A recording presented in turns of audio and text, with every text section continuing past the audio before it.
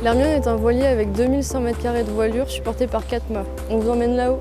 Là, on est sur le mât de misaine qui fait 45 mètres de haut. C'est le mât le plus à l'avant du navire. On a 3 voiles, la misaine, le petit hunier et le petit perroquet. Alors ici, on est à 47 mètres de haut, en haut du grand mât. Il y a 3 voiles sur ce mât, la grand voile, le grand hunier et le grand perroquet. On monte jusqu'au grand perroquet, notamment pour dérabenter la voile avant de l'établir, ou alors pour la serrer après qu'elle soit carguée. Ici, on est sur le mât d'Artimon, à 34 mètres de haut. Sur ce mât, il y a la perruche et le perroquet de fougue. Les mâts de l'Hermione sont divisés en 3 parties, parce que les mâts déjà n'étaient pas assez grands à l'époque pour faire les mâts en une seule partie. Les mâts d'aujourd'hui sont faits en lamellé collé. Donc c'est des assemblages de lamelles de bois en fait. Ça apporte de la rigidité, de la souplesse aussi. C'est plus du pin d'Oregon. Les mâts reposent sur la quille. Ici nous sommes dans la voilerie où repose le mât de Beaupré et le mât de misaine. La plus grosse partie est en bas, c'est une partie blanche qui historiquement était en lamellé.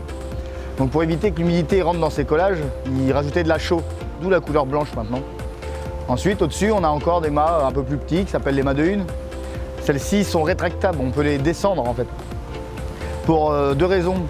Alors soit passer sous des ponts par exemple, mais surtout, moins les mâts sont hauts, moins on va subir la tempête avec le vent et moins on aura de gîte du navire, moins le navire va pencher. Voilà. Ensuite, on a un 3e étage qui s'appelle les mâts de perroquet, qui sont des voiles légères qui vont choper des vents beaucoup plus hauts.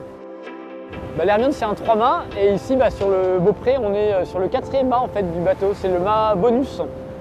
C'est un mât d'une vingtaine de mètres avec son prolongement, le bout de dehors, tout à l'avant du bateau, qui va porter quelques voiles, les 2 phoques, le petit phoque et le grand phoque, ainsi que la civadière qui est une voile carrée. Et c'est un mât qui est incliné vers le haut par rapport à l'horizontale d'environ 35 degrés.